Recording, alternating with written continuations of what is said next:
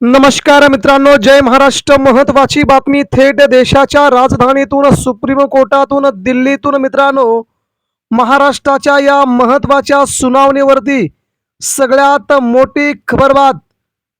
उद्धव ठाकरे यांच्या शिवसेनेचे कपिल सिब्बल, देशातील सर्वात ज्येष्ठ आणि नामांकित वकील कपिल सिब्बल यांनी अखेर शिंदेगडाला सुप्रीम कोर्टात झोपवलं. या सगळ्याच घडामोडीतून उद्धव ठाकरेंचे वकील असीम सरोदेंसह जयदत्त कामत यासह कपिल सिब्बल यांनी ठाकरेंचा विजय खेचून आणला. मित्रांनो, राज्याच्या नव्हे तर देशाच्या राजधानीमध्ये ठाकरेंची शिवसेना आज 12 मार्च या दिवशी ठरली. एकनाथ शिंदे यांच्या शिवसेनेला सर्वात मोठी वरचढ. तर देशाचं जे लक्ष लागलं होतं, पक्ष आणि चिन्ह कुणाकडे जाणार, राज्याचं लक्ष लागलं होतं, देशाचं लक्ष लागलं होतं, सामान्य शिवसैनिक ज्याकडे आतुरतेने पाहत होते, अखेर मित्रांनो ठाकरेंची शिवसेना युद्धामध्ये परतली आहे.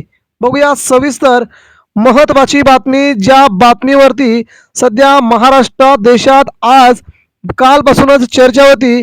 सुप्रीम कोर्टामध्ये काय घडणार आणि ठाकरे की शिंदे, बघूया महत्वाची अपडेट. शिवसेना पक्ष कुणाचा, शिवसेनेचं धनुष्यबाण चिन्ह कुणाचं, हे महाराष्ट्रातील शाळेतील लहान मुलांना जरी विचारलं तरी मुलं ठाकरेंचं आणि शिवसेनेचं असं नाव सांगतील. मित्रांनो, मग हा निकाल लावण्यासाठी गेली 3 वर्ष सुप्रीम कोर्टामध्ये दोन्ही पक्ष, एकनाथ शिंदेची शिवसेना असेल किंवा उद्धव ठाकरेंची शिवसेना असेल, गेली 3 वर्ष पायऱ्या झिजवत आहेत. आणि सुप्रीम कोर्ट सगळं झाल्याच्या नंतर आता मात्र यावरती अंतिम सुनावणीस तयार होतं. आणि मित्रांनो, निकाल काय पलटतो, ज्याकडे महाराष्ट्र अतिशय अदबीनं पाहतोय, जो निकाल उद्धव ठाकरेंना अपेक्षित आहे, जो निकाल एकनाथ शिंदेना देखील अपेक्षित होता, परंतु मित्रांनो, महाराष्ट्राचे विधानसभेचे अध्यक्ष असणारे राहुल नार्वेकर, केंद्रीय निवडणूक आयोगाचे अध्यक्ष असणारे, त्यांनी दोघांनी मिळून ठाकरेंच्या हातातून शिवसेना पक्ष आणि शिवसेना चिन्ह हिसकावून नेलंय. तेव्हा उद्धव ठाकरेंचे नेते असणारे संजय राऊत हे वारंवार सांगत होते की सत्ताधाऱ्यांशी फॉर असलेले राहुल नार्वेकर, केंद्रीय निवडणूक ही संस्था भाजपने विकत घेतली का, असा थेट आरोप संजय राऊत यांनी त्यावेळी केला होता. आणि उद्धव ठाकरेंच्या शिवसेनेच्या नंतर शरद पवारांची देखील राष्ट्रवादी गिळंकृत करून तिकडे 2 गटामध्ये फूट पाडली. आणि आज मात्र अजित पवार आपल्यामध्ये नाहीत मित्रांनो, परंतु इकडे उद्धव ठाकरेंची शिवसेना, ठाकरे परिवाराची प्रॉपर्टी, ठाकरेंचा धनुष्यबाण, ज्या शिवसेना प्रमुखांनी शिवसेना निर्मिती केली, ती शिवसेना आज एकनाथ शिंदेच्या हातात जाणं हे सामान्य शिवसैनिकांना आवडणार नव्हतं, महाराष्ट्राला आवडणार नव्हतं.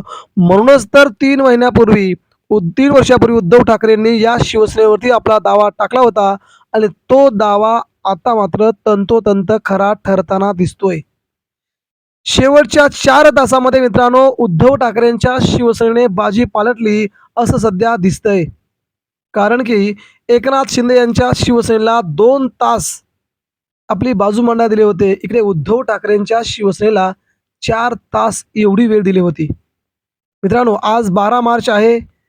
देशाच्या राजकारणाला या तारखेने सगळ्यात मोठी कलाटणी मिळणार अशी सगळ्यांना आशा आहे. आणि आशेवरतीच आज महाराष्ट्र गेले 3 वर्ष जगत आलाय. मित्रांनो, शिवसेनेची सुनावणी 40व्या नंबरला आज दिवसभरामध्ये होणार आहे.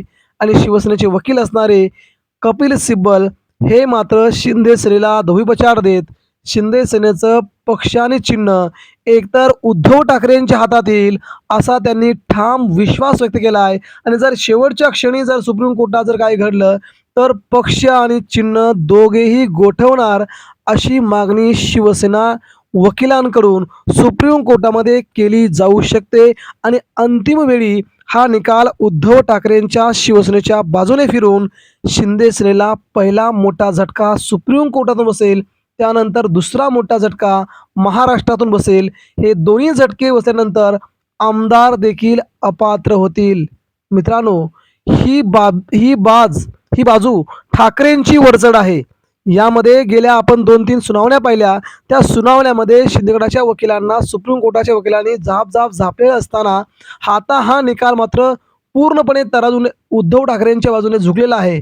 आणि हा निकाल आज दिवसभरामध्ये साधारणतः संध्याकाळपर्यंत याची संपूर्णपणे सुनावणी आपल्या हातामध्ये लागेल. आणि या निकालाच्या मध्ये उद्धव ठाकरे मात्र बाजी मारतील. ठाकरेंची शिवसेना ठाकरेंच्या हातामध्ये येईल, किंवा शेवटी धनुष्यबाण चिन्ह किंवा शिवसेना पक्ष दोन्हीही गोठवलं जाण्याची शक्यता आज वर्तवली जात आहे.